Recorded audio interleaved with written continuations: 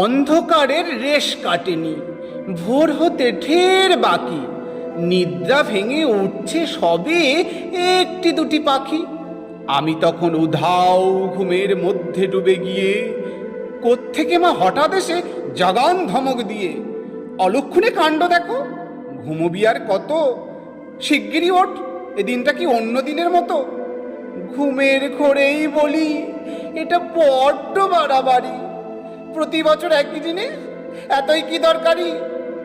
দিদি বলল, কি বোকারে, ঘুমিয়েই কাটাবি, রেডিও যেই বাজবে দেখবি পুজোর গন্ধ পাবি।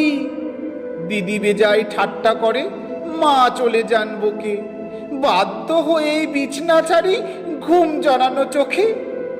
বাড়ির সবাই ব্যস্ত খুবই, সময় কি আর আছে, স্নান সেরে মা ততক্ষণে রেডিওটার কাছে। যেই না সুরদীপ্ত গলায় মহিষ মর্দিনী, মনে হলো রক্তে সুর জন্ম জন্ম চিনি। সেই চেনা সুর, সে উচ্চারণ তবু প্রাণের তারে, না জানি কোন জাদুর ছোঁয়ায় নতুন বারে বারে। বাইরে দেখি উঠছে পাখি কিচির মিচির ডেকে, পুবের পারে রক্ত রেখা কেউ দিয়েছে একে। ভোরের আকাশ, কোমল বাতাস, হরেক রকম পাখি, সবাই যেন বলছে পুজোর গন্ধ পাচ্ছ নাকি।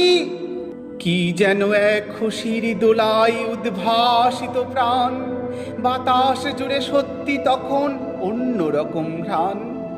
বদলে গেছে দিন তবুও সত্যি সত্যি জানি, সবার হৃদয় দুলবে যখন বাজবে আকাশবাণী।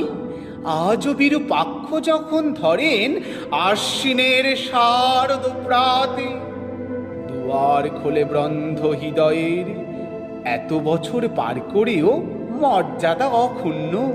সেই চেনা সুর না বাজলে যে পুজোই অসম্পূর্ণ।